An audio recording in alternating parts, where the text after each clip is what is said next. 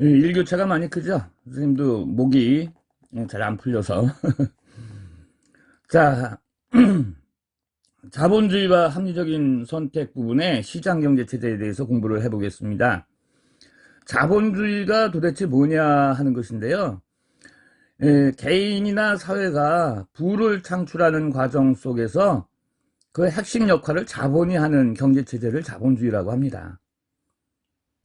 자본이. 예를 들어서 뭐 인간의 육체적 노동력이 아니면 무슨 지하자원이 뭐 등등이 아니고 자본이, 금융적인 자본이 그 역할을 하는 경제체제다. 이렇게 이해하시면 되고요. 그렇다면 자본이 중심체제를 갖추려면 사유재산 제도가 바탕이 돼야 돼요. 니꺼 내꺼가 반드시 존재를 해야지 자본이 부를 창출하는 과정에서의 핵심적 역할을 할 수가 있는 거죠. 따라서 그럼 장소는 어디냐 이거예요. 시장입니다. 시장에서 경제 운영이 되는 원리로 작용하게 되는 것이 바로 자본주의입니다. 그래서 정리하겠습니다. 개인과 사회가 부를 창출하는 과정에서 사유재산 제도를 바탕으로 형성된 시장에서 운영되는 경제 원리를 바탕으로 자본이 그 중심적 역할을 하는 경제체제를 자본주의라고 한다.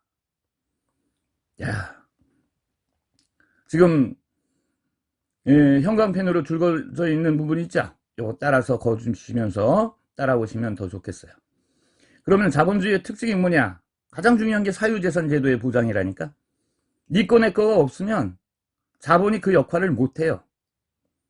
니꺼 내꺼가 반드시 있어야 되고, 그 다음에 그러려면은 경제활동의 자유가 보장이 돼야 됩니다. 어떤 규제나 금지나 이런 것이 있으면 안 되죠. 그 다음에 시장 가격에 의해서 자원이 분배돼야 된다. 이건 배분돼야 된다. 이건 무슨 얘기냐면요. 국가가 있죠. 권력 구조로 자원을 배분할 수가 있죠. 정부가 계획을 세워서 정부에 의해서, 국가에 의해서 자원이 배분되는 것은 사회주의예요. 시장에서 자동적으로 가격이 형성이 돼서 그 형성된 가격에 능력이 모자라는 사람은 그 자원을 배분받지 못하는 것이고, 그 가격보다 더 많은 자원을 갖고 있는 사람은 그 물건을 획득할 수가 있는 것이죠. 이해 가시나요? 그래서 그 자원을 가질 수 있게 하고 없게 하는 가격은 정부가 정하는 것이 아니라 시장이 정하는 것이다. 이렇게 볼 수가 있습니다. 자, 그러면 이러한 자본주의가 어떻게 발달해 왔는지 그 밑에 4단계로 나누어져 있죠. 자, 맨 위에 뭐라고 나와 있어요? 이게 한 화면에 다 안 잡히네. 이렇게 하면 잡힌다. 그죠? 상업자본주의, 그 다음이 산업자본주의, 그 다음에 수정자본주의, 그 다음에 신자유주의. 여기서 한 문제 나죠. 그죠? 여기서 한 문제 나. 자본주의 역사에서. 그러면 신항로가 개척이 되면 이제 유럽 세계가 자급자족의 세계에서 밖으로 뻗어나가지 않습니까? 이때 이익을 창출하는 수단은 뭐냐 이거지. 예? 이익을 창출하는 수단은 상업 장사예요. 다시 말하면 유럽에 있는 물건을 먼 바다를 항해해 가지고 아메리카나 아프리카 같은 데 옮겨 놓으면 1원짜리 물건이 100원이 된다고, 또는 1000원이 된다고. 자리를 옮겨 놓는, 위치를 옮겨 놓으면. 그러면 그 위치 옮겨 놓는 거를 뭐라 그래? 상업이라고 하는 거죠. 장사꾼들이 하는 일이 바로 많은 곳에서 적은 곳으로 그 물자를 옮겨 놓고 거기에 따른 이득을 취하는 게 장사 아닙니까? 대구에 사과가 많이 난다. 서울에 사과가 거의 없다. 그러면 많이 나는 대구의 사과를 서울로 옮겨 놓으면 거기에 따른 이득이 나오죠. 그게 바로 상업적 이익이고, 그게 쌓이면 상업자본이 되는 거예요. 자, 그러면 16세기에서 18세기에 유럽이 한참 신학로 개척을 했을 때 먼 바다로 항해를 해서 2년 3년 막 이렇게 걸려가지고 유럽의 물자를 아프리카나 아시아나 또 아메리카 같은 데 옮겨 놓는단 말이에요. 그러면 100배 1000배 이상의 부가가치가 창출이 되는 거예요. 또 올 때 그냥 오지 않죠.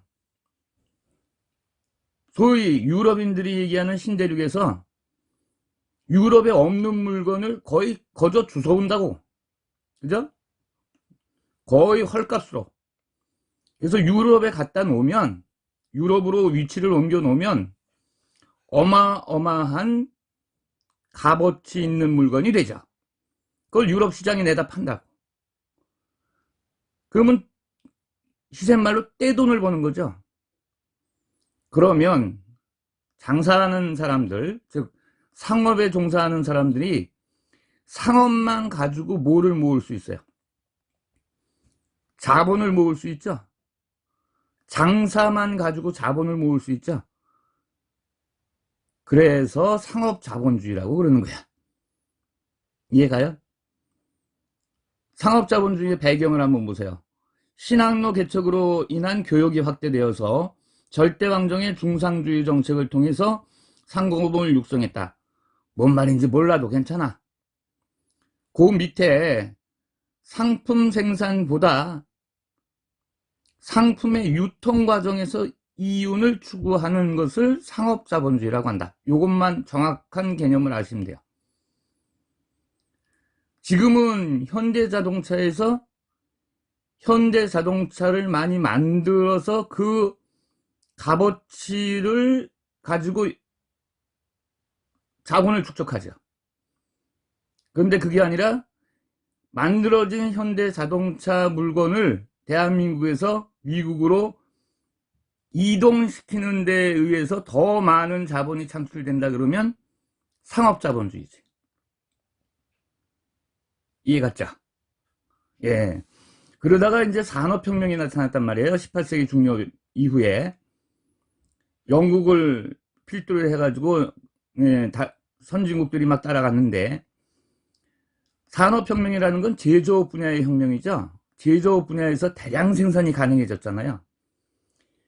대량 생산이 가능해지면서 장사에 의해서 모아졌던 자본이, 이윤이 이제는 많은 물건을 만드는 데서 자본이 생성이 된다고.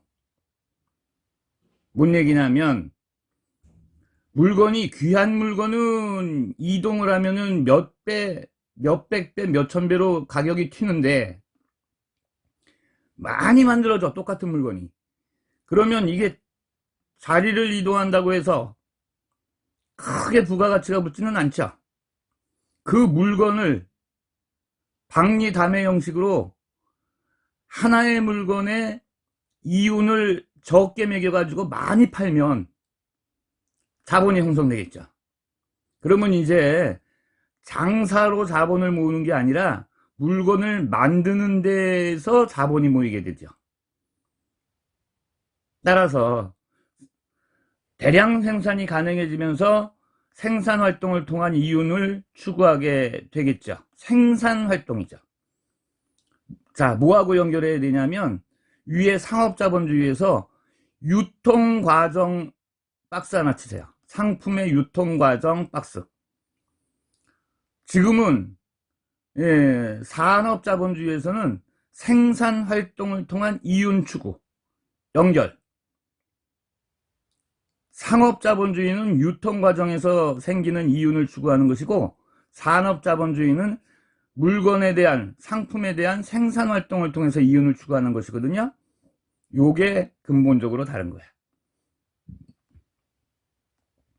개인의 경제적 자유를 최대한 보장하고 정부의 개입을 최소화해야 이러한 산업자본주의가 발달할 수 있다고 강력하게 이 시대에 주장한 사람이 애덤 스미스라는 학자입니다. 경제학자. 그래서 아무 간섭도 안 하는 걸 뭐라 그래? 방임이라고 그러지? 방임. 그래서 자유방임주의라고 얘기를 하는 겁니다. 산업자본주의 시절의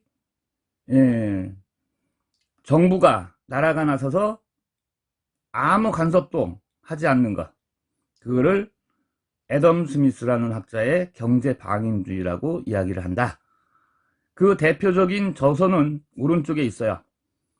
정부 개입을 반대하는 입장에서 쓴 국부론이라고 외우시고, 국가의 부니까 국부론이지, 국부론에서는 시장의 작동 원리에 의해서 가격이 형성되니까 정부가, 국가가 나서서 가격 정하지 마라, 이런 뜻이에요.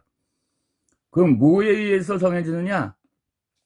수요와 공급이 자동으로 정한다는 거야, 가격을. 그래서 뭐에 비유했냐면 보이지 않는 손에 비유를 했어요. 보이지 않는 손. 예.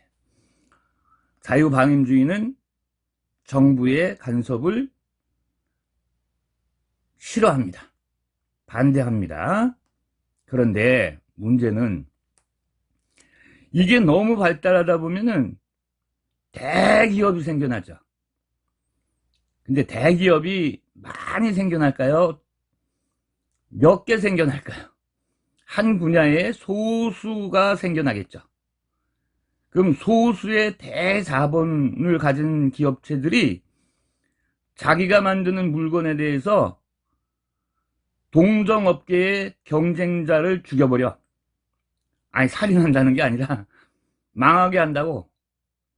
돈이 많으니까 일시적으로 손해를 감수하고 싸게 판다든가, 또는 거대 기업 두세 개가 뭉쳐서 단합을 한다든가, 이런 식으로 해서 경쟁자들을 망하게, 파산하게 해버립니다.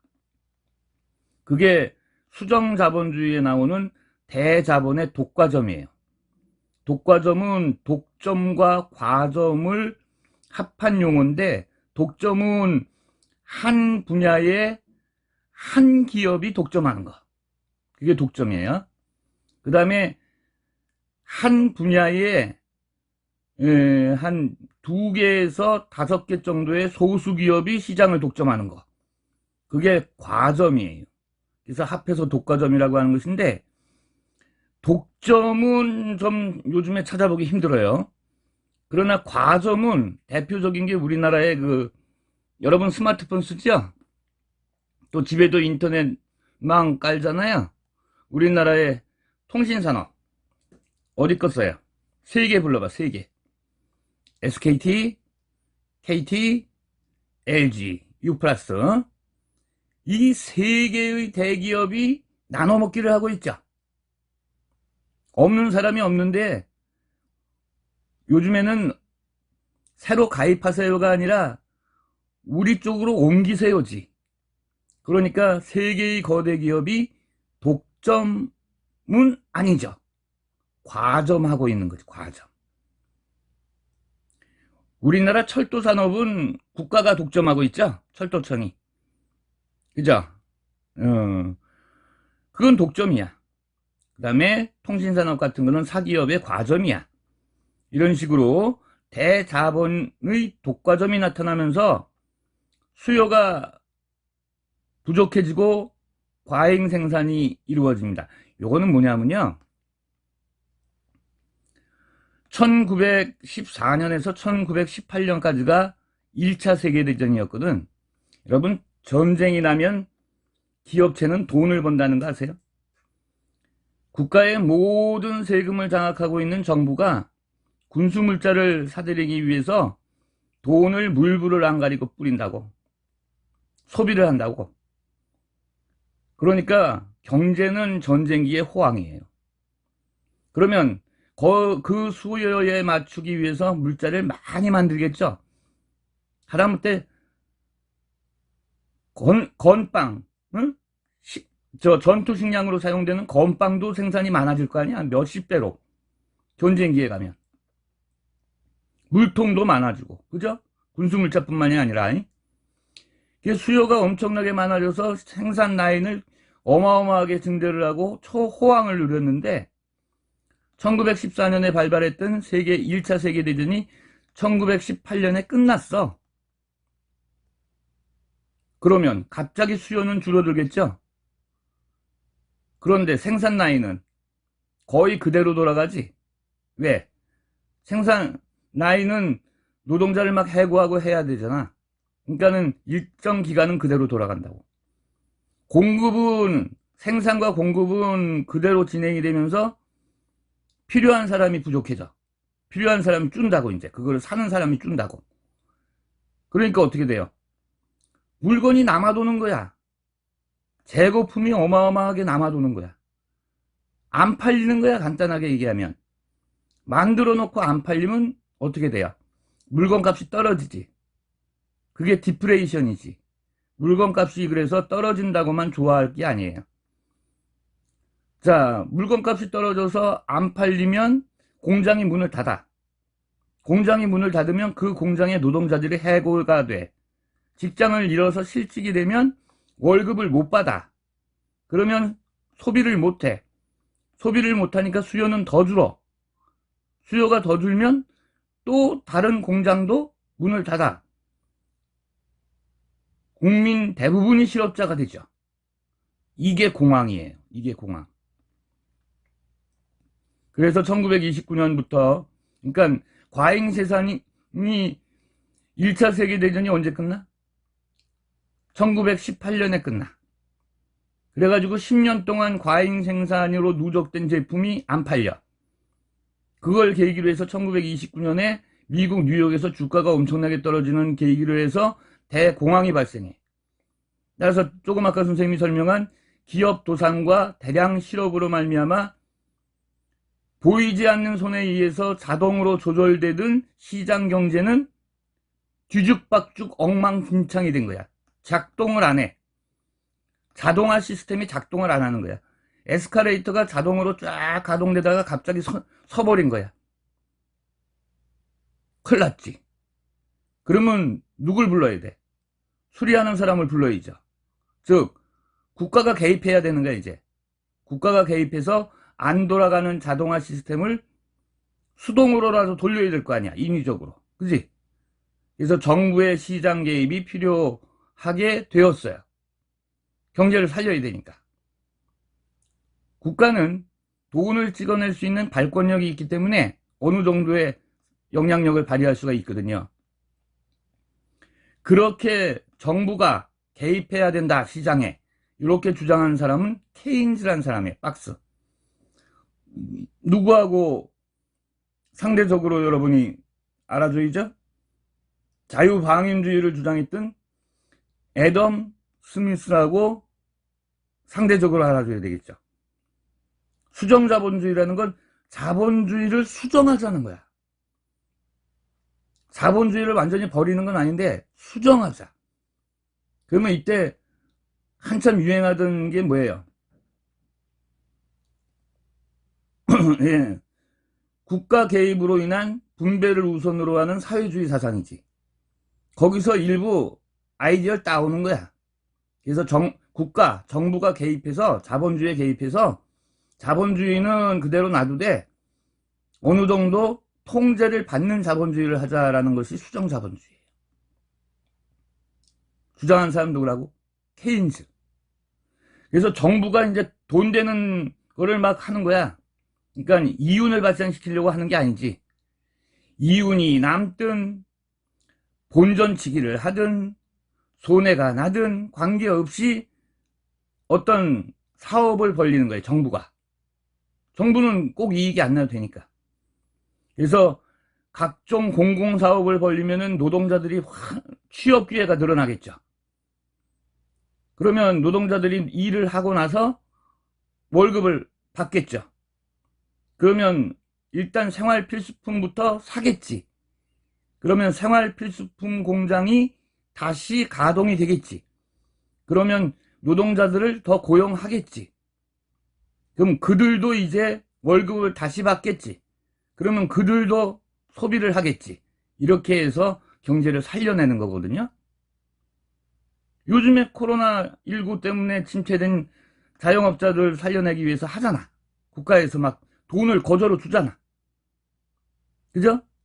얼마 손해봤냐 이거 조사해가지고 얼마씩 책정해서 전액은 아니지만 주잖아요.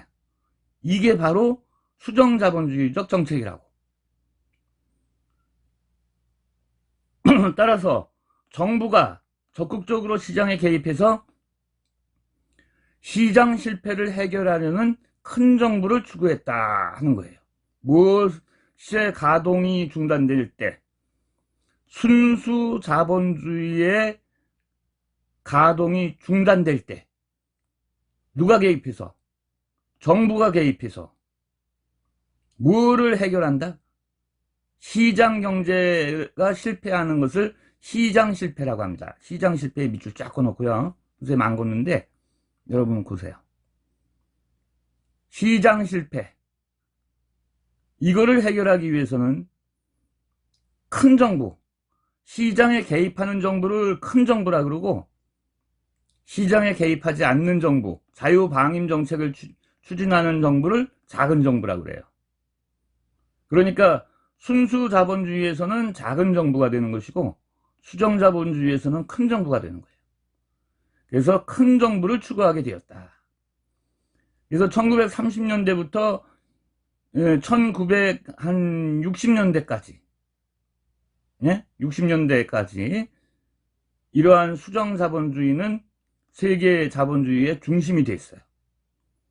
특히 그 미국의 경제 대공황을 극복하기 위해서는 미국 그 당시 대통령이 루스벨트 대통령인데, 이분에 의해서 추진된 정책이 뉴딜 정책이라는 것이었습니다. 자, 그건 또 나중에 보기로 하고요. 그러다가 보니까 정부가 개입해서 1930년대, 40년대에 경제 공황을 막았거든. 수습을 했어요. 그런데 2차 세계대전이 끝나고 나서 어이구, 전쟁이 끝나면 불황이 올 줄 알았더니 그게 아니라 냉전 체제 하에서 더 많은 물자가 필요하고 더 많은 물자가 팔려 나가기 시작을 했어요. 그러다 보니까 이제 정부 개입보다는 옛날에 순수 자본주의가 그리워지는 거야. 그런 상태에서 이제 신자유주의를 보세요. 이렇게 신자유주의. 1970년대에 그 중동 지역에서 석유를 많이 갖고 있는 아랍 민족들의 종교가 이슬람교잖아. 그런데 2차 세계대전 이후에 유대교를 믿고 있는 이스라엘이 있었잖아요. 두 세력이 싸웠잖아. 그런데 번번이 미국이 유대인의 힘으로 이스라엘을 지원했으니까 석유를 가지고 있었던 아랍 민족 나라들이 미국에 반발을 했죠. 그래서 단합을 했어. 단합을 해서 석유값을 일제히 올려버렸어요. 그러면 갑자기 석유값이 막 3배, 4배, 5배 이렇게 뛰니까 우리나라 같은 경우에는 어마어마하게 부담이 생긴 거죠. 석유를 이용해서 물건을 만들어서 팔아서 수출해야 되는 나라들은 먹고 살기 엄청나게 어려워졌잖아. 그래서 발생한 현상을 스태그플레이션이라고 합니다. 스태그플레이션은 인플레이션 상태에서 디플레이션 현상이 같이 나타나는 걸 스태그플레이션이라고 그래요. 물건이 적어서가 아니라 인플레이션이 뭐예요? 시장에서 물건이 많이 공급돼서 다시 시장에서 물건값이 막 오르는 걸 인플레이션이라고 그러지. 돈의 가치가 떨어지면서 물건값이 오르는 거. 물가가 오르는 거. 디프레이션은 물가가 떨어지는 거. 예, 물자가 너무 많이 공급돼서 물건값이 떨어지는 걸 디프레이션. 이게 동시에 나타나면 어떻게 돼요? 물자는 많이 공급되는데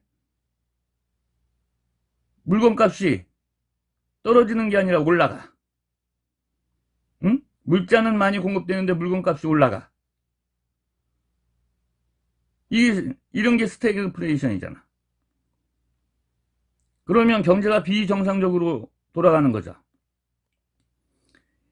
그러면 정부가 제대로 못한 거죠. 시장 개입의 역할을. 그걸 정부 실패라고 그래. 정부 실패하고 같이 시험 문제 나오는 거는 아까 시장 실패가 있었죠. 순수 자본주의 체제에서 자동 조절이 안 되는 걸 시장 실패라고 한다면, 이번에는 인위적으로 고장난 에스컬레이터의 자동화 체제를 고쳤는데도 불구하고 이게 덜컹덜컹하고 안 가는 거야. 그건 정부 실패라고 합니다. 정부 실패. 이게 정부 실패가 대두되면서 옛날 뭐가 좋았다? 자유주의가 좋았다. 정부가 너무 시장에 개입하는 바람에 자동화 시스템이 이게 제대로 돌아가지 않고 다시 수동화되었다. 이렇게 주장하는 사람들이 생겨났어요. 그들이 신자유주의야. 신자유주의, 새로운 자유주의. 그러면 옛날에 순수 자본주의만큼 자유방임은 아니지만 그거를 추구하는 거예요.